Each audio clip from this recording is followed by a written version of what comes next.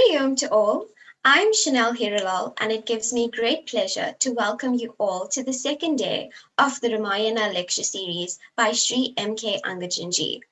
I am sure you are all deeply inspired and spiritually lifted as I am after listening to the brilliant lecture rendered by Sri Angajan ji yesterday. Personally, the highlight of yesterday's lecture for myself was when Sri Angajan ji reminded us that we cannot share our karma, we must bear it. This exceptional point is of great relevance as it is applicable to every human. Therefore, we should take the advice of Sri Angajan ji in finding ways to reduce this karma. We can all start small during this very Ramayana week by extracting at least one lesson which is applicable to us during these 6 lectures and apply it consistently to ultimately transform our lives for the better. If you would like to commit to transforming your future for the better, Sri Angajan ji holds weekly classes on Tuesday and Saturday, where we extract the time-tested practical principles to utilize the deeper meaning of the Vedas in our everyday lives. After attending Sri Angajan ji's lecture series in 2019, I was deeply inspired to pursue my purpose towards my worldly as well as spiritual goal, which led me to becoming his student in his weekly classes. As Sri Angajan ji mentioned yesterday, the youth in particular require role models with a high value system. We in our weekly classes have quite a number of youths that are benefiting from these classes. Thus, being a student of Vedanta has personally allowed me the opportunity to use this ancient wisdom gifted to us to improve my value system and reform my daily thought processes to ultimately transform myself into the best version so I can confidently pursue my purpose and goals in life. If you would also like to enrich your life with this ancient wisdom and need more details regarding these classes, please send an email to info@lifemastery.vision or call on 083 5503 634. These details will be available on the description box below. It is a great honor to now welcome Sri M.K. Angajan ji to bless us all with the divine knowledge of the Ramayana.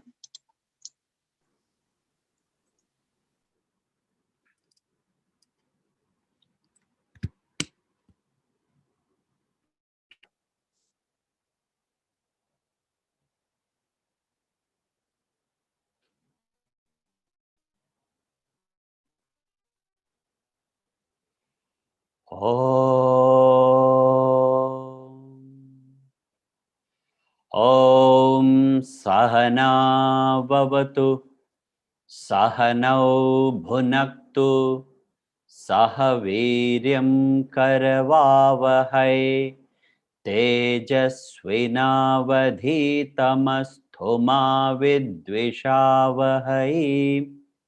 Om Shanti Shanti Shanti.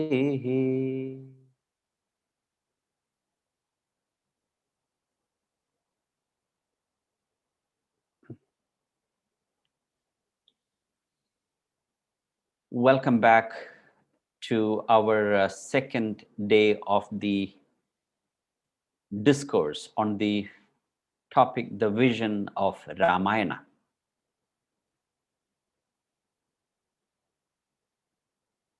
During the British regime in India, that's between 1765 to about 1940 or so, the British looted about $45 trillion from India. That's about the 7 times the current GDP of the UK. They imposed heavy taxes on Indian produce.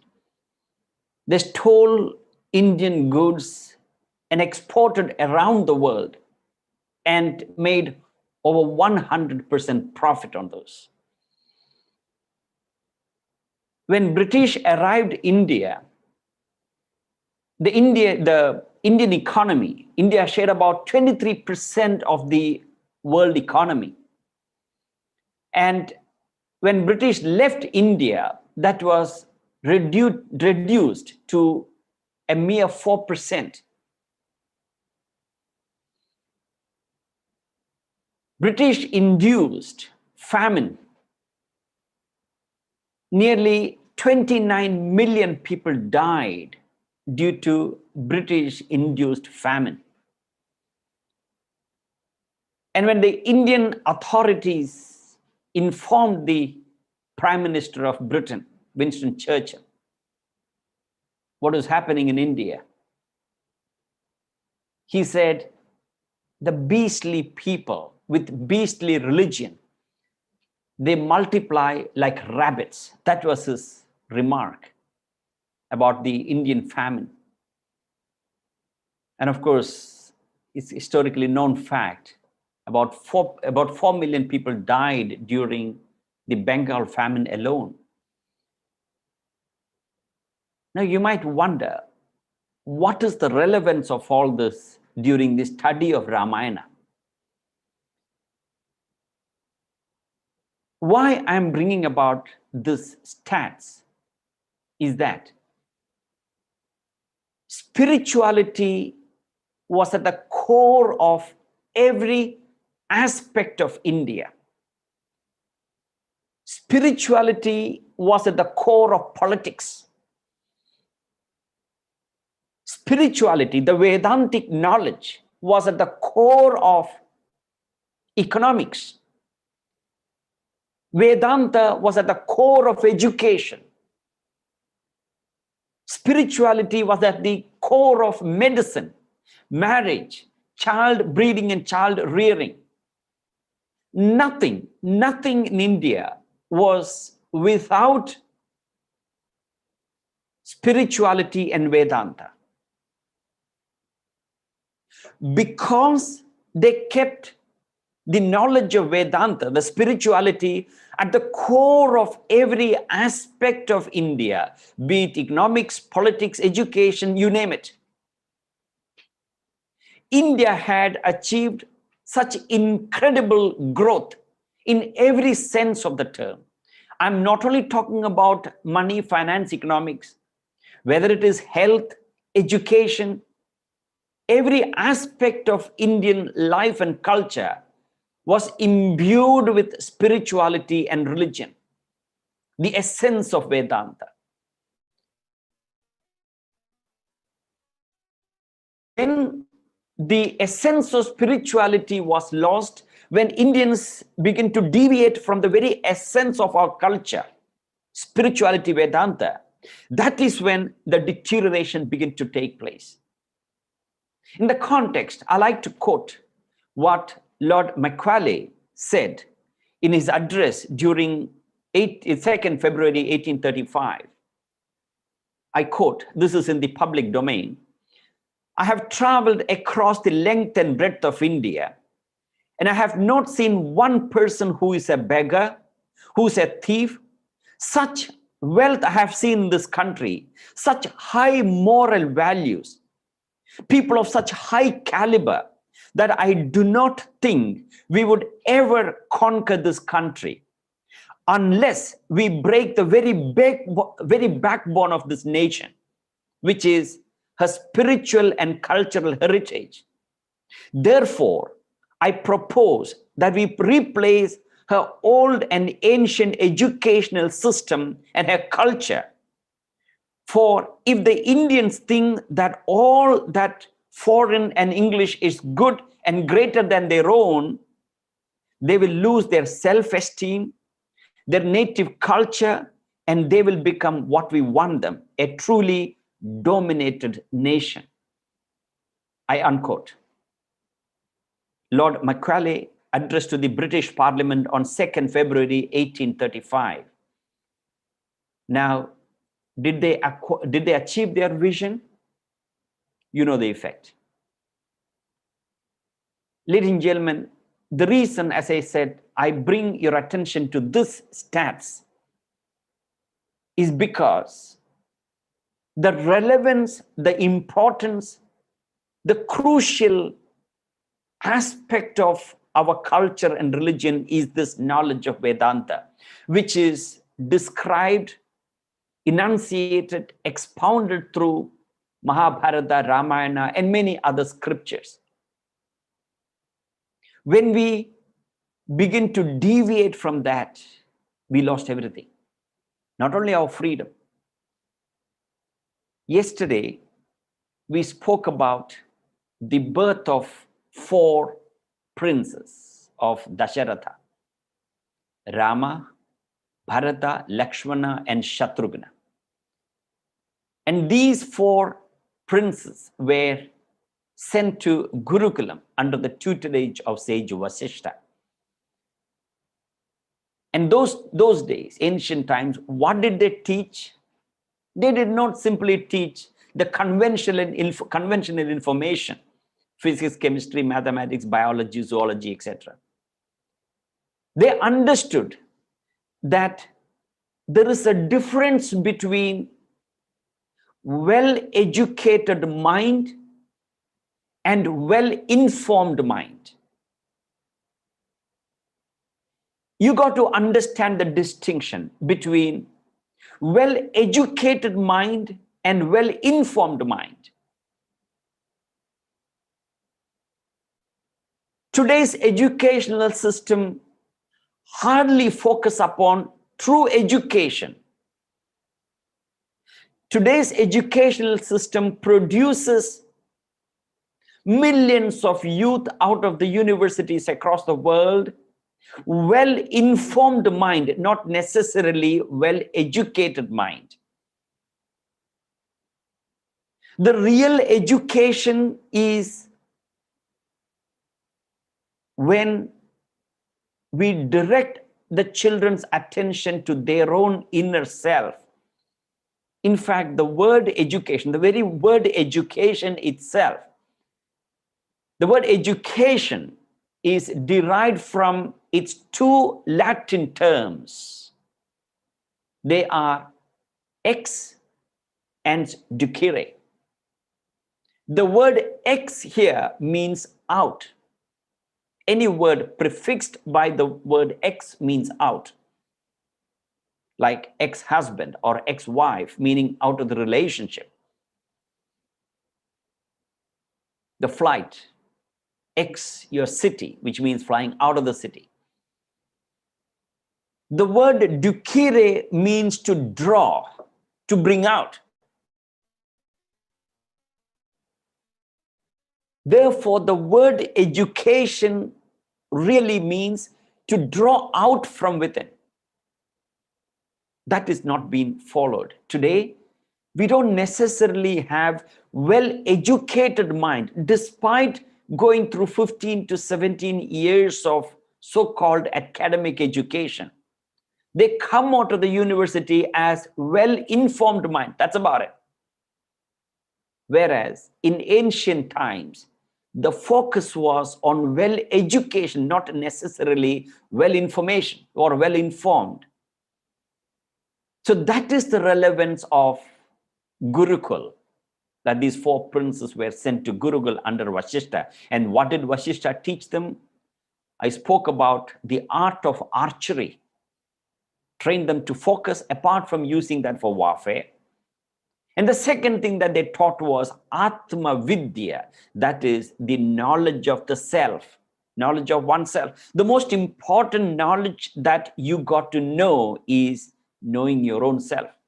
Mahatma Gandhi said, education without self-knowledge leads to knowledge without character, science without humanity, politics without principles, commerce without morality.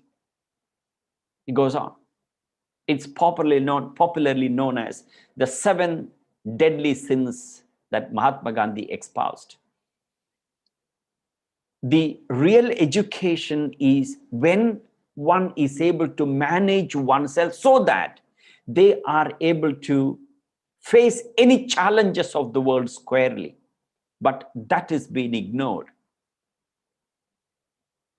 So when Vasishta was in the palace of Dasharatha in Ayodhya, they had a very important visitor, very significant, very important visitor. That was sage Vishwamitra. I'm sure you're familiar of this great saint's name, Vishwamitra. There are many, many parables and anecdotes in his life.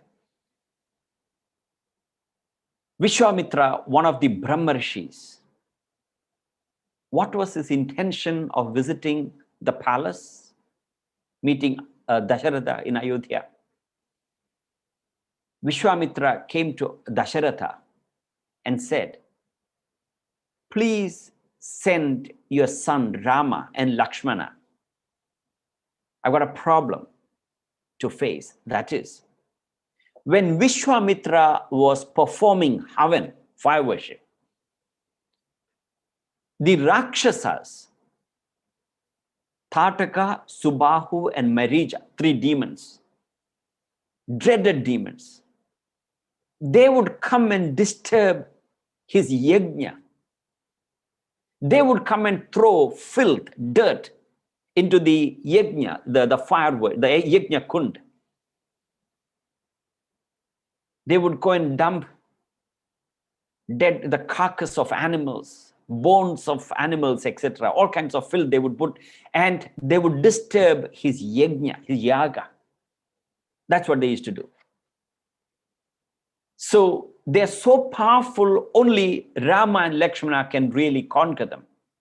And Dasharatha's response was, they're children. They're just teenagers. What can they do? I will come with my entire army.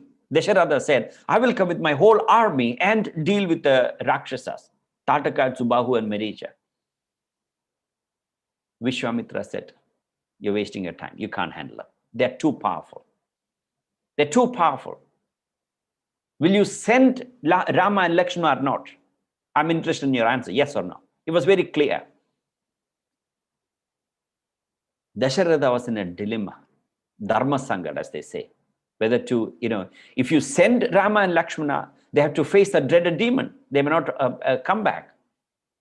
And if you don't send Rama and Lakshmana along with Vishwamitra, Dasharatha was terrified of the curse. These sages and saints have a tendency to curse. And if they curse, supposed to come into effect. So Dasharatha was terrified. So he looked at Vasishta, Dasharatha's Kulaguru. What do I do? Vasishta said, send them. Dasharatha did not expect that. Dasharatha thought at least Vasishta can speak to Vishwamitra, the sage Vishwamitra, and sort of console him that these kids cannot come and handle that. But Vasishta also said, send them, don't worry. Dasharatha very reluctantly sent Rama and Lakshmana along with Vishwamitra to face the dreaded demons, Tataka, Subahu, and Maricha. And when they reached the hermitage of Vishwamitra, next day he started the yaga or yajna, the fire worship. And as usual, the Rakshasas appeared, Tataka, Subahu, and Marija, to disturb his worship practice, his havan. And it did not take much time for Rama and Lakshmana to deal with those demons. In no time, Rama and Lakshmana fought a furious battle, and they vanquished the 2 dreaded demons, Tataka and Subahu. But Marija escaped. Marija was thrown. Rama apparently kicked him, and Marija was thrown away he flew about 800 kilometers or something. That's the way it's described. It sounds too strange to believe, but that's the way it is described. Marija was thrown away about 800 kilometers, and he escaped. But Tataka and Subahu was killed. And Vishwamitra was very, very pleased with these 2 young princes, that he can continue his yajna peacefully hereafter. He can live peacefully. And of course, Vishwamitra rewarded Rama and Lakshmana with blessings and gifts, etc. bless them with divine weapons. They can use it. It's unfailing. And Vishwamitra together with Rama and Lakshmana were on the way back to Ayodhya. They were going around, they're touring in the forest, etc., all the hermitages and many religious places. And in that process, they heard a great news. What was happening in Mithila, that is the palace of King Janaka. King Janaka, as you know, had the charming daughter, Sita. Sita was supposed to be the daughter of Bhudevi, the Mother Earth. Her Swayamvaram was declared.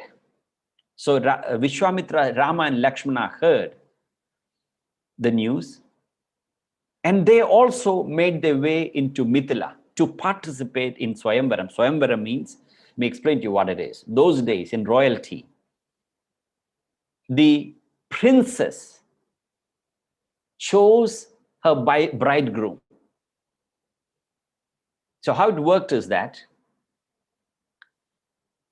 from various palaces, various kingdoms, eligible prince would arrive, and they would be sitting around, and the bride will choose a bridegroom, a husband, among the young men who are sitting around. There was no horoscope, or I should say horoscope. There was no other meeting, interaction, going out for dinner, taking the girl for dinner, no such thing. Marriage worked. They were still very, very happy. I told you before, because at the core of every aspect of Indian life was spirituality. As a result, they knew how to relate with human beings. And among the prince who assembled during the ceremony, Ravana was also present. He was also interested to get married to Sita. But the condition for wedding was that there is a particular bow. You need to string the bow. Whoever strings the bow will win the hands of Sita. And this bow is not an ordinary bow. It's gifted by gods to King Janaka. And it's very heavy, and it's very difficult task to string the bow. So anybody who strings, any among the men who's sitting, or the princess who's sitting, whoever can string the bow will win Sita's hand. That was the condition. So what happened? One by one prince after the other attempted to string the bow, but not single one of them could string the bow. And Ravana, the powerful king of Lanka, was also present. He himself attempted, he failed. Now this was Ravana's revenge, remember. He wanted Sita then. And everybody failed miserably, and now King Janaka was panicking. He was worried. He enforced a too stringent and impossible condition of stringing the bow, and he can't take the condition back. And nobody could string the bow, so he was worried that his daughter would remain unmarried. He was getting angry. He was getting worried.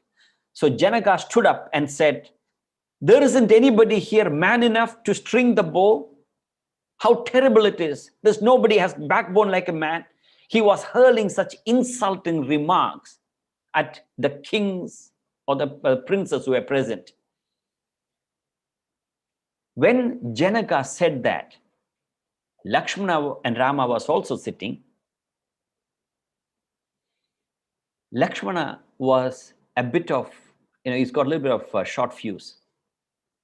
He was a bit short-tempered or impulsive, to say. So Lakshmana got up and said, "How can you say such a thing? There isn't anybody who has got backbone here. There isn't anybody who's man enough." The great descendant of this great dynasty, Rama, descendant of Raghu dynasty, Rama, son of Dasharatha, sitting here. How can you say there is nobody man enough? Rama looked at the sage Vishwamitra. All three of them went for this function, as you know. So Rama looked at Vishwamitra, and Vishwamitra said, come on, boy, go for it. Rama got up, walked up, and he picked up the bow effortlessly. And in the process, in the attempt to string the bow broke. All the other princes who were assembled could not even lift the bow, leave alone stringing. But Rama, young age as he was, he lifted the bow effortlessly. In the process of stringing, the bow broke. Rama thus won the hands of Sita. They married. Janaka was very, very pleased to hear that Dasharatha's son, Rama, was his son-in-law. Sita was happy. They married, and of course, the bride and bridegroom, along with Vishwamitra, made their way back to Ayodhya. They got married. Now, ladies and gentlemen, this is the story. We all understand that. I just reiterated something that you already knew. Perhaps what you did not look at is what is the underlying meaning behind this episode of breaking the bow, behind this episode of killing the dreaded demon Tadaka and Subahu and Maricha escaping. There is something deep and sublime, profound and practical value, philosophy is enshrined in these seemingly innocuous episodes of Ramayana. This episode is talking about something very relevant at all times. The importance of, or the qualifications necessary to enter the institution of household, grahastha, or marriage. Remember, the young princes, Rama, Lakshmana, Bharata, and Shatrughna, finished their education, that is brahmacharya. You know, the Indian human life, a Hindu's life is divided into 4 stages: brahmacharya, grihastha, vanaprastha, and sannyasa.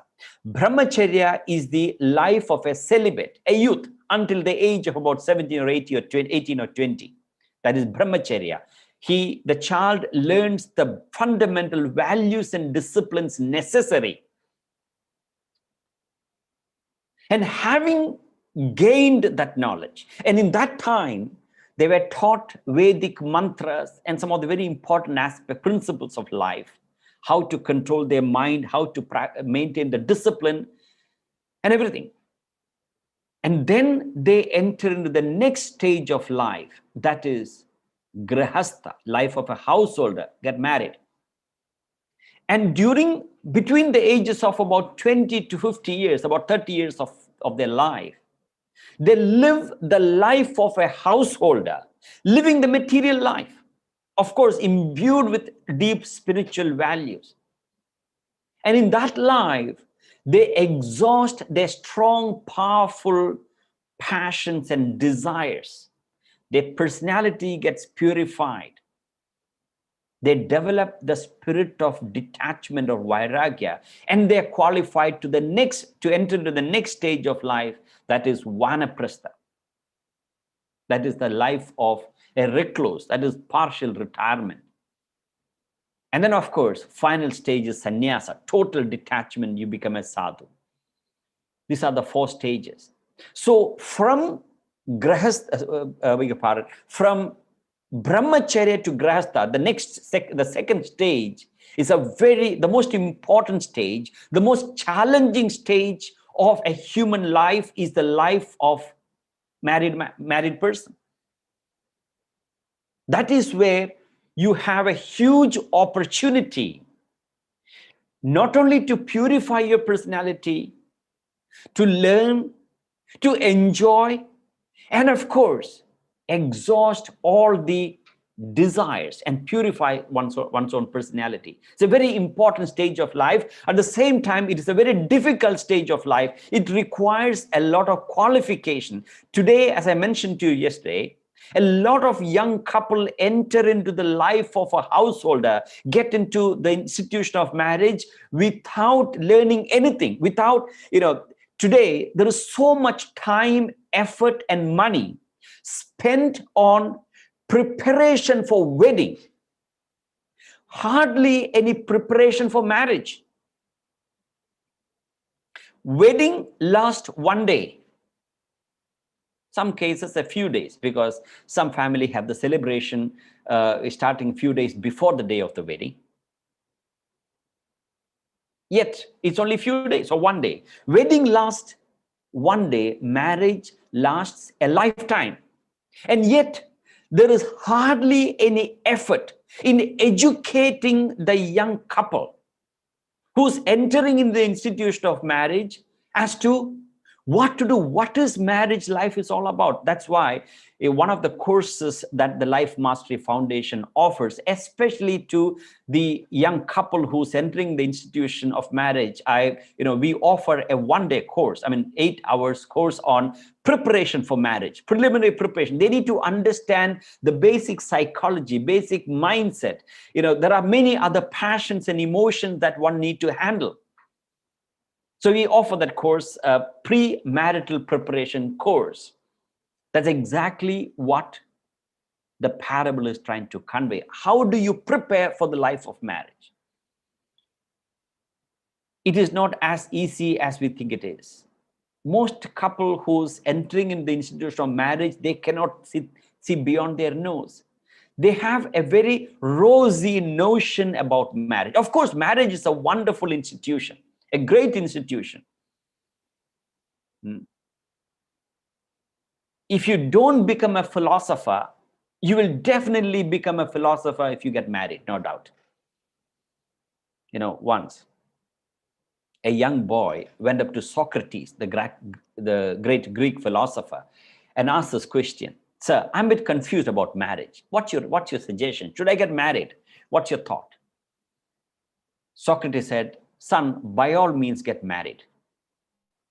By all means get married. After all, happiness is not everything in life. But remember, if you get a good wife, you'll be happy. If you get a bad wife, you'll become a philosopher. Either way."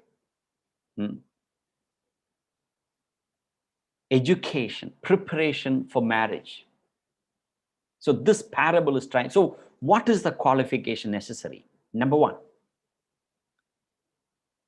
after Rama and Lakshmana and the other two brothers finish their education, before they enter in the institution of marriage, they had to kill Tataka and Subahu.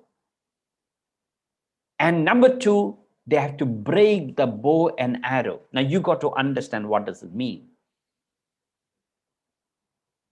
Tataka and Subahu represents the two dreaded demons playing in the bosom of every human being right now. Tataka and Subahu that Rama and Lakshmana killed thousands of years ago, as explained in the Ramayana, is not a historical incident that happened then. It is something that is happening right now. Tataka and Subahu are the two demons, that is ego and attachment. If you do not conquer your ego and possessiveness and attachment, you will find that marriage will eventually fail, or it will be a very rocky ride. There'll be a constant agitation, restlessness, and unhappiness. Marriage become miserable. So the first qualification that is necessary to enter into the institution of marriage is to conquer ego and attachment that is represented by killing Tataka and Subahu. Remember, the Shastras describe demons appearing always in pairs, deadly duos, two, never come single. In Ramayana, we'll see Ravana and Kumbhakarna. Then you have Tataka and Subahu. When you go to Durga Saptasati, you will hear the stories of Shumba and Nishumba. And in the Bhagavatam also, the demons are in pairs. Kamsa and Chanura, Hiranyakashipu and Hiranyaksha. They're all demons. Now, when you read the Puranas, you should wonder, but why always in pairs? Comes in two, not alone. These demons represents, it is a pictorial representation of the demons within. Number one, ego. We got to tackle it. What is ego? Ego is a sense of I-ness and mine-ness. Aham and mama in Sanskrit. The Sanskrit word for ego is ahankara. If you analyze the divorces, what has actually led to the divorce, you will find almost 10 out of 10 times these two reasons. That is the cause of divorce. The couple did not know how to control their ego and how to control their possessiveness and attachment. Ego manifests as I-ness and mine-ness. I am this and this is mine. Uncontrolled ego creates a lot of resistance between people. Uncontrolled ego rejects ideas and opinions. It doesn't allow an open mind to view somebody else's point of view. The wife doesn't have the open mind to look at the husband's point of view and vice versa. Ego creates friction, resistance. It makes the mind very narrow. Uncontrolled ego creates anxiety and stress. When there is a fight between, or let's say difference of opinion that can lead into an argument, into a bitter conflict, originating from ego. That is, when couple fight, they want to win. Each one want to win, not realizing you can never ever win a fight in marriage. You cannot win over your spouse. Remember, if both of you are not winning, both of you are losing. As a wife or a husband, you alone can never win. You got to focus upon victory of both of you. Win-win, never win-lose. The very first qualification necessary to enter into the institution of marriage. I get frequent calls from my followers, as to find out what to do, where to do, how this is what's happening. And I find the root cause of the conflict, difference of opinion, problems in marriage is this ego. Ahankara, unable to conquer the ego. They don't know it is better to lose one's ego than losing the loved one. In fact, ego is a study on its own. It's been described in the Shastras. It has been symbolized in many, many ways. Ego is something to be kept under control. It is not something to be eliminated. Ego has got a purpose. The second is attachment, possessiveness. Attachment is when you feel, when the wife feels that this man is mine and vice versa. A sense of possessiveness, obsession. Possessiveness creates a lot of negative emotions, including jealousy, suspicion. Possessiveness produces a lot of doubt or suspicion about your spouse. And that will keep you give you sleepless nights. Possessiveness not only about your spouse, it can be about anything. Possessiveness towards your wealth, possessiveness towards your children, possessiveness towards your parents, everything. In fact, very often when the couple have a child, there's one problem. That is, the mother, either mother or father or both, lose their divided loyalty. When a mother has a newborn child, the mother's focus of attention is only upon the child. The husband is ignored, and vice versa. The husband's focus of attention is only upon the child, my child, and the focus of attention towards the mother is ignored. There has to be divided loyalty between your spouse and the child. Also, when you're married, the divided loyalty between your spouse and your parents. Very often what happens is when a young man gets his dream girl, the parents get sidelined because of the obsession towards his lady love. He's no more interested in parents who made sacrifices, numerous sacrifices, and made him a man. That possessiveness. Now, these are the two important qualifications necessary to enter in the institution of marriage. Possessiveness, attachment. Take statistics. If you don't understand this philosophy, research, find out. If you get a chance to discuss with people who have divorced, what cost? You will eventually track it down. Eventually it boiled down to it was this ego and possessiveness, selfishness. Possessiveness or selfishness manifest as possessiveness. So, to enter into the institution of marriage, you need sacrifice.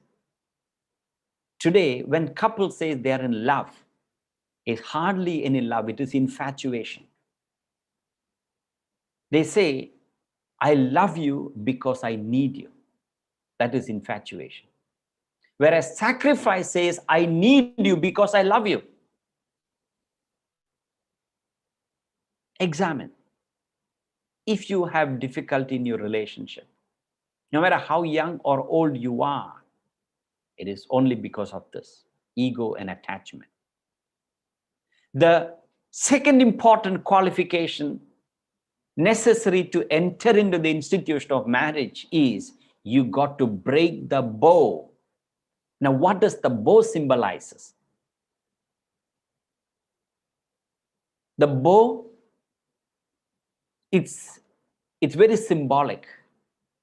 Not only in the Hindu religion, even in the Greek mythology, Cupid is the god of love, lust. Bow and arrow symbolizes lust. The bow and arrow that Cupid carries symbolizes the lust. So also Rama. So when he broke the bow and arrow, it symbolizes conquering lust. When the couple are not able to conquer lust, that is when they yield to extramarital affairs. If a person needs to maintain the loyalty towards their spouse, it is so vital to be able to conquer lust, to keep lust under control, even to give birth to a healthy child, you need control over lust, because at the time of conception, if the parents, during the time of conception, if the parents are carried away by lust at the time of intercourse, the offspring will have negative impact. Emotional health will get affected. That is represented by breaking of bow by Rama, and then he won the hands of Sita. Remember, the Shastras describe lust as one of the most powerful weakness a human being go through. It is the most difficult weakness to conquer. You find the commercial world, the advertising industry, take the full advantage of this weakness that human beings have. When they want to advertise their product, when the commercial world, advertising industry, want to draw people's attention to the product that they're advertising, they target this weakness in human being, that is lust, sex gratification. That is why you find many commercials have some sort of sexual undertone, because it's very easy to capture people's attention to a commercial when there is a sexual undertone, because that is the most powerful weakness in a human being. The most powerful attraction for a man is a woman, and vice versa. The qualification necessary to enter in the institution of marriage is to conquer lust. Otherwise, it's so difficult to maintain the sense of loyalty. Where is this practiced? In fact, truth is just the opposite. The lust gratification is being fanned all over the world. You'll find it displayed everywhere. So having Rama and Sita wedded, of course, with adequate qualification, they lived a very happy life in the kingdom of Ayodhya, in the palace of Ayodhya. Everything was nice and sweet. Everything went so well until there came a jerk and a halt in their life. What happened? Let's analyze the next phase of Ramayana. So the four boys were born to Dasharatha. They were educated. Every spiritual values were infused in the minds of these four princes, and they entered into the life of a householder. Everything was happy until the problem started. King Dasharatha announced his eldest son Rama as Yuvaraj, the heir apparent. He was going to be coronated. He announced that Rama is going to be coronated as Yuvaraj. The whole Ayodhya was jubilant, so happy to hear the news that their favorite prince Rama is going to be coronated as the next king. Everybody was happy. You know, in life, true happiness comes to you only when you're genuinely happy for other people's success. True happiness is in making others happy. If you want to be happy for 1 hour, take a nap. If you want to be happy for 1 day, go for a picnic. If you want to be happy for 1 week, go for holiday. If you want to be happy for 1 year, get married. But if you want to be happy for your entire life, think about other people's happiness. Revel in the joy of other people's success. As Oliver Goldsmith says, you got to be a lover of happy human faces. When you are genuinely a lover of happy and successful people, then you will be successful and happy. That was Ramarajya, where the whole country was genuinely happy for each other. The opposite of being happy for other people's success is envious about other people's success.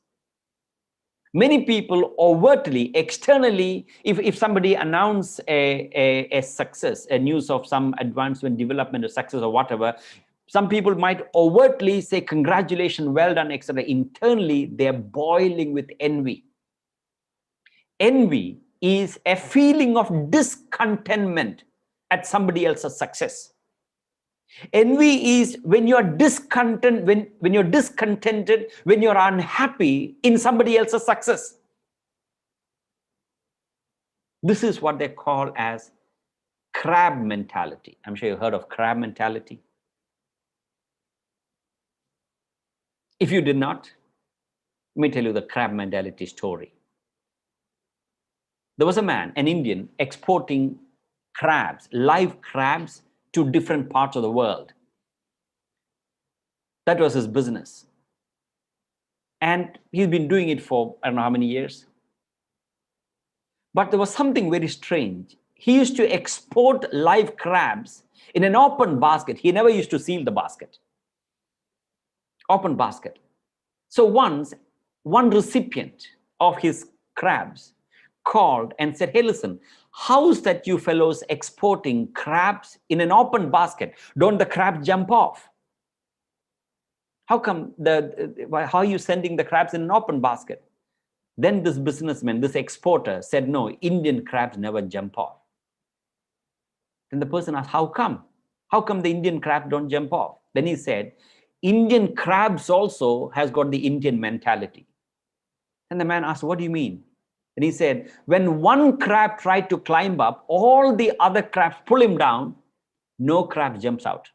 This is crab mentality. You will find the crab mentality in the family. You will find crab mentality in the society. You will find crab mentality in a business organization. You can find crab mentality in politics, everywhere. Envious about other people's success. Whereas in Ramarajya, people were genuinely happy for other people's success. As I said, if you want to be happy, you got to find happiness in other people's success and happiness. You're not going to lose anything by relishing other people's happiness. If at all you gain, that was Ayodhya. So Rama was announced as Yuvaraj. Everybody was jubilant, including Kaikeyi. Kaushalya is Rama's mother. Kaikeyi gave birth to Bharata and Shatrughna. All right.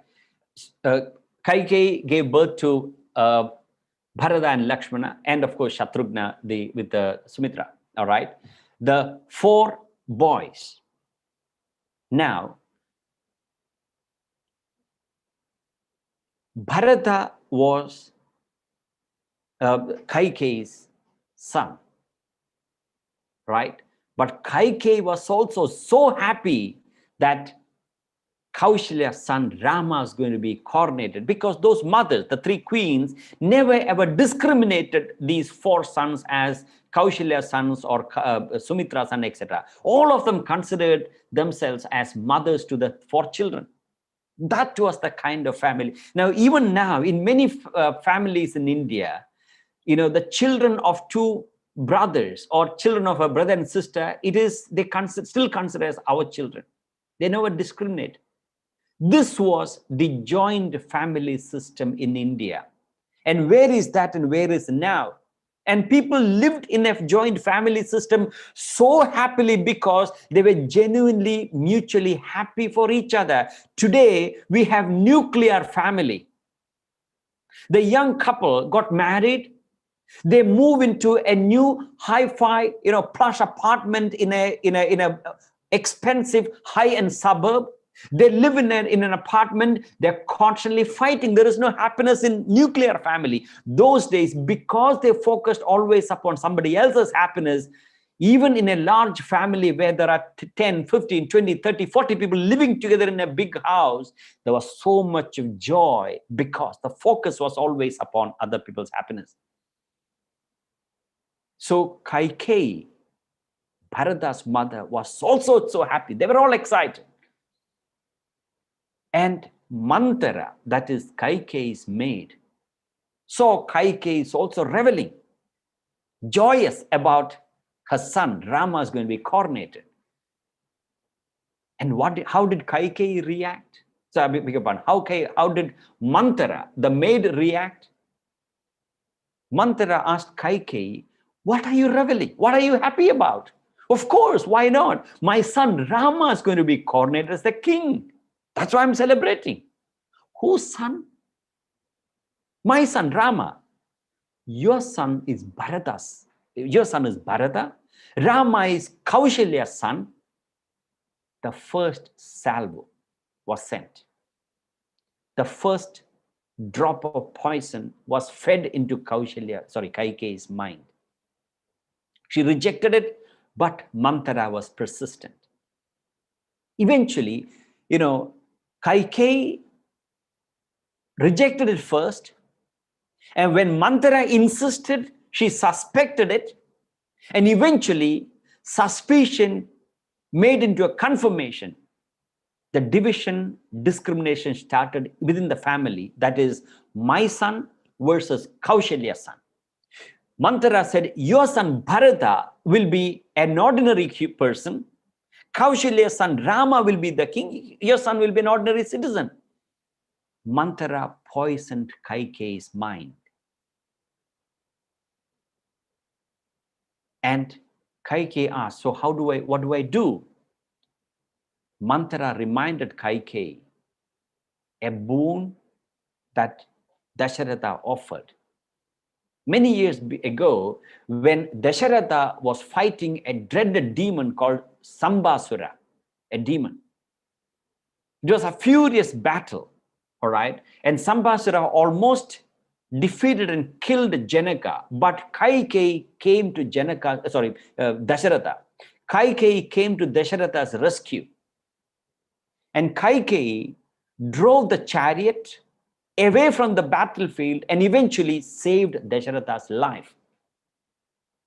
Because Kaikeyi saved Dasharatha's life, at that juncture, Dasharatha gave a boon to Kaikeyi that you can ask for anything, I'll give you. 2 wishes, 2 boons. You can ask for anything, I'm granting you 2 boons. You can take that offer anytime that you want. Kaikeyi did not, bother. It is her husband. It is her duty to save the husband. So she didn't really take that boon or the wish that Dasharatha offered. Manthara reminded Kaikeyi about this particular boon that Dasharatha gave to Kaikeyi. Remember, many years ago, when you saved Dasharatha's life, he gave you the 2 boons. This is the time to take advantage of it. "So what do I do?" asked Kaikeyi. He said, "Ask him. Ask Dasharatha."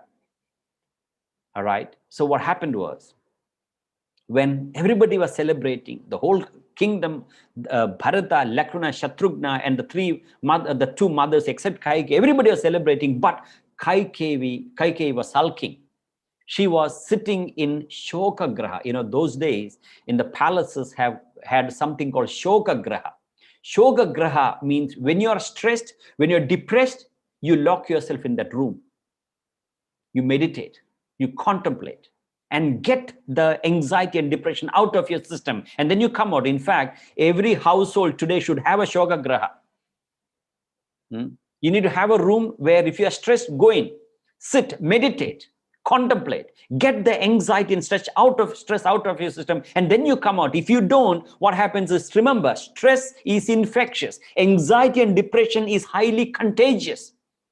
It is not COVID and Corona, or Ebola and AIDS, that is infections, emotion also are highly contagious. I would call them ETD, that is emotionally transmitted diseases. Stress and depression is contagious infections. Therefore, in the palaces those days had Shoga Graha. That is a room where depressed people go and sit and meditate and get over their depression. Today, houses, many houses, palatial mansion, I've seen, I remember one instance when I was invited to a house in one of the other countries in the world. And, I asked them, where is the prayer room? Oh, Sangaji, there's no prayer room. Oh, okay, because, I understand. And the argument was there's no space, to have a prayer room. And when I turned around, looked on the left side, there's a space for bar. There's a beautiful, nicely loaded bar. And his argument is that is also spirit, right? There's no space for a prayer room, but there's space for bar. Anyway, houses, all right, the palaces had Shogagraha. Kaikeyi was sitting in the Shogagraha because she was depressed. And Dasharatha asked, why? Everybody is celebrating her son Rama is going to be coronated as Yuvaraja. So why is she stuck in the Shogagraha?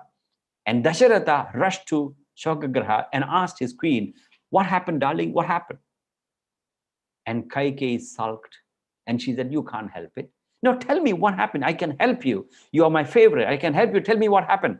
He insisted. And then Kaikeyi sent the 2 missiles to Dasharatha. Kaikeyi said, I want my son Bharata to be coronated as the king. Next day, Kaikeyi said, I want my son to be coronated as the king. Number one. Second wish, in fact, she actually reminded many years ago, remember when I saved your life during the war against Sambasura? You offered the 2 boons, 2 wishes. Yes, of course, I remember. You can ask for anything. You can ask now. I'll give it to you. Dasharatha was impulsive. Kaikeyi said, I want my son Bharata to be coronated as the king, and Rama must be banished into the forest in exile. When Dasharatha heard that, he was devastated. And as a Kshatriya, they will never ever take the word back. In life, remember, when you're excited, never ever make a promise when you're excited. Never make a promise to anybody when you're excited. Never make a decision when you're angry. Never reply an email when you are sad. You can write the email, but don't click the send button. Leave it overnight. Leave it minimum 24 hours or 48 hours. And you go back and visit that email. You will find you will change the content at least 80%. Because when you're in the mood of sadness or anger and you want to reply, your emotion drowns your clarity of thinking. Your emotion will destroy your thinking and you would write something that you should not be writing. So never write an email when you're angry or sad. Never respond never take a decision when you're angry. Never make a promise when you are excited. But Dasharatha made the grievous blunder of making a promise to Kaikeyi when Kaikeyi saved his life. And this is the time Kaikeyi abused him. She said, I want my son Bharata to be the king. Rama must be sent to exile in the forest. Dasharatha was devastated. He was depressed. And nobody knew what is the story, why the father is depressed. When Rama heard that Mother Kaikeyi demanded this, without even batting an eyelid, without even posing a question, Rama decided to leave the palace into the exile in the forest. And Mother Sita, as a pativrata, a devoted wife, also followed Rama into the forest.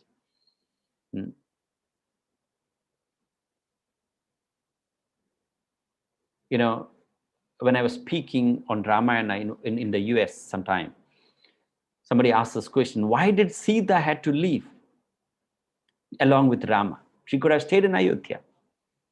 All right.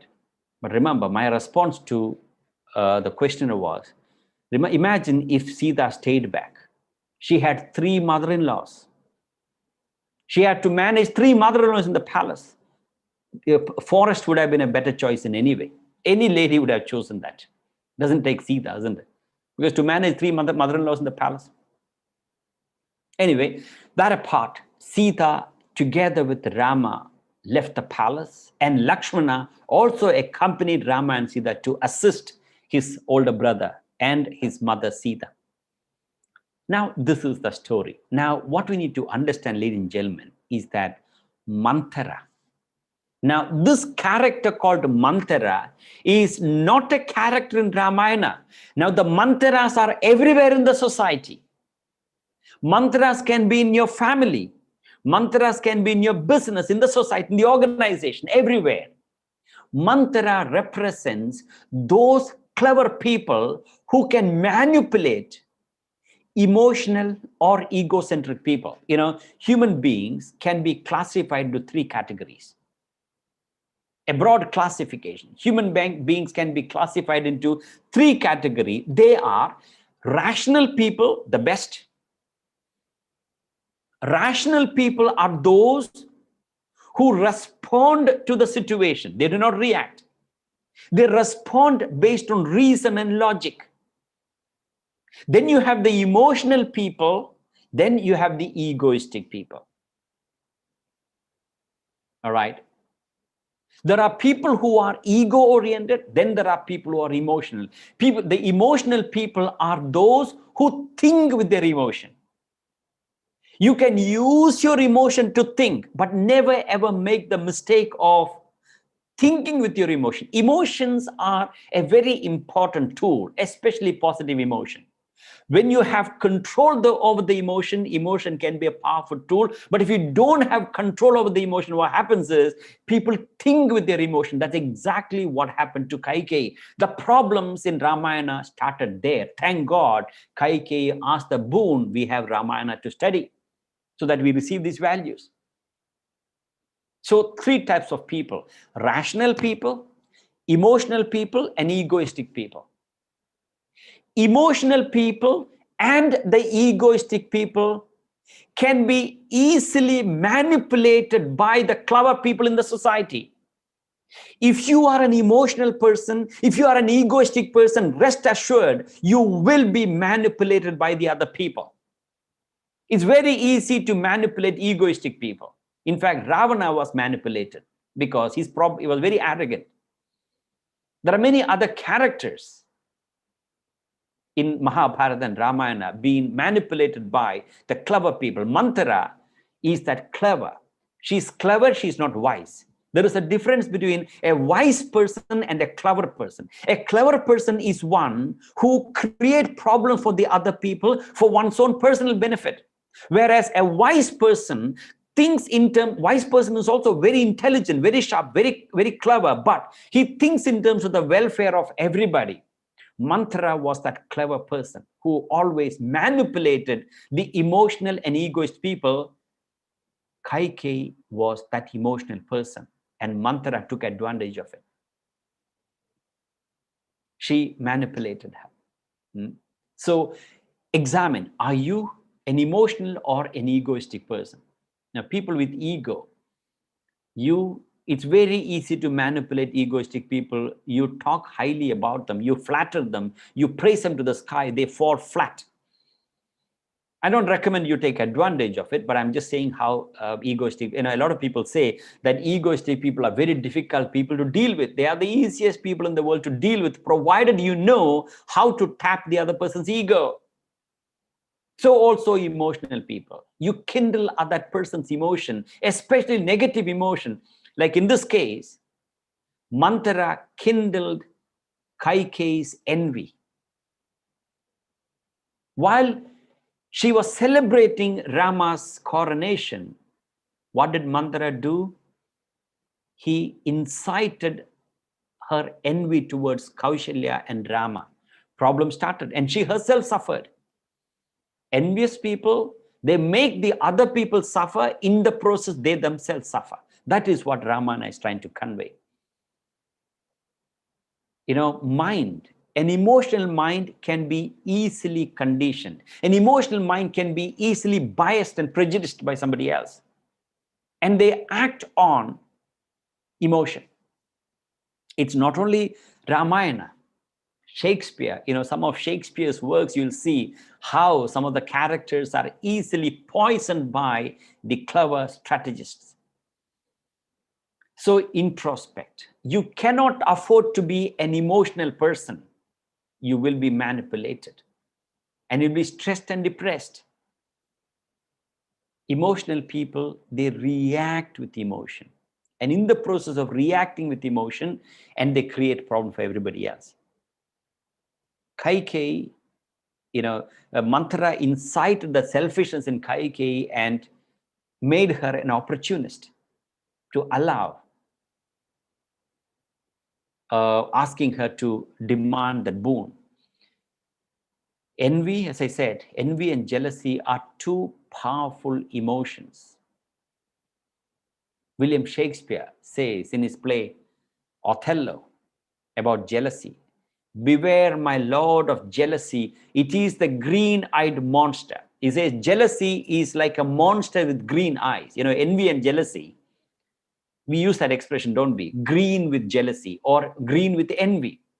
Shakespeare says jealousy or envy is a green-eyed monster that mocks the prey that it feeds on. You must have seen when cat, not only our domestic cat, even wild cats like leopard, etc., when they catch a prey, they don't easily kill them. You must have seen in the cats, domesticated cats, when they catch a mouse, the cat doesn't kill the mouse immediately. It plays around with it. It let the mouse, let loose the mouse. When the mouse starts running, the cat runs after it, catch it, release it. It plays with it. When the cat had enough fun, the cat just crushes its head and eats it.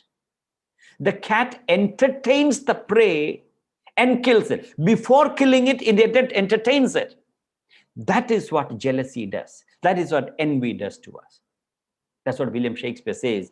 "Beware of my lord of jealousy. It is the green-eyed monster that mocks the prey that it feeds on." How does jealousy entertain you? How does envy entertain you? It's like this. Let's say you hear a bad news about your rival, about your competitor, about the person that you're jealous, envious about. Something bad happened, something nasty happened to your rival. How do you feel? Perhaps you might say, he deserved it. He deserved it, isn't it? You enjoy, you revel in that other person's suffering. That is how jealousy destroys us. Therefore, he said, be careful. In life, decisions, your decisions ought not to be governed by impulses nor selfishness. There are two factors that govern people's decision. That is selfishness, greed, or impulses, or instant gratification. When I say impulsive, instant gratification. Imagine if I were to give you a choice, all right?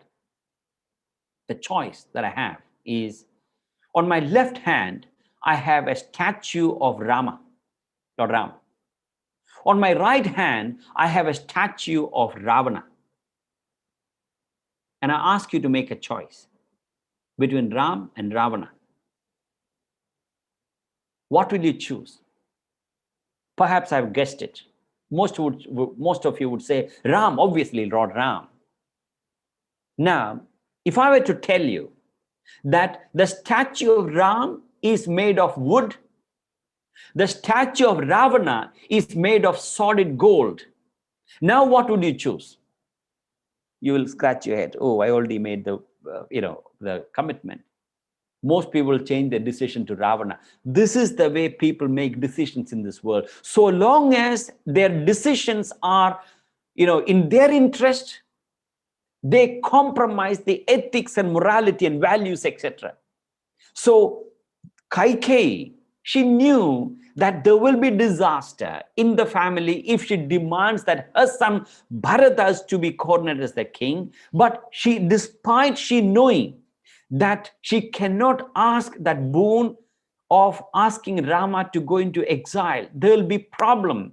Despite that she asked that boon. This is how many people make decisions in the politics, in the corporates, in the family, everywhere. That is why businesses and family and politics are the way it is. There's hardly any ethics and morality in politics.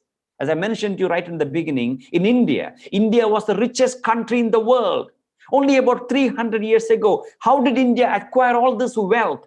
Because not only wealth, it's not only prosperity, there was peace, there was harmony, there was joy. India was truly a land of gold and honey. How did they achieve that? Because at the core of every aspect of Indians' life was spirituality. But the moment that was taken away, or that was destroyed, or we allowed the other people to destroy, what happened?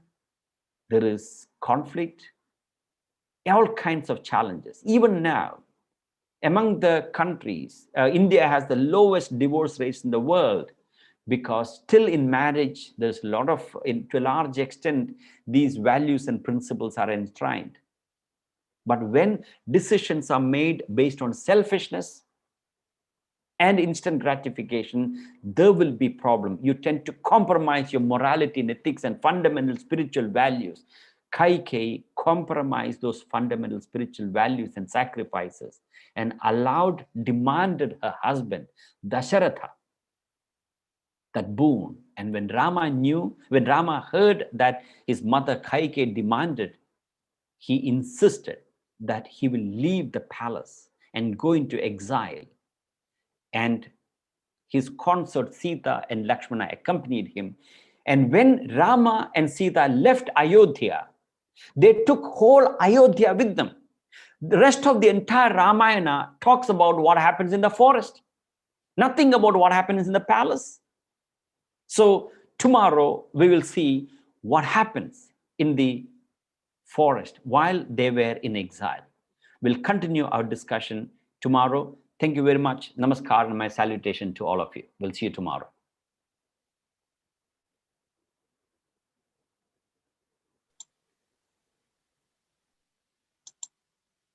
It was indeed such a blessing to listen to the pearls of wisdom from the Ramayana and Sri Angajan ji himself.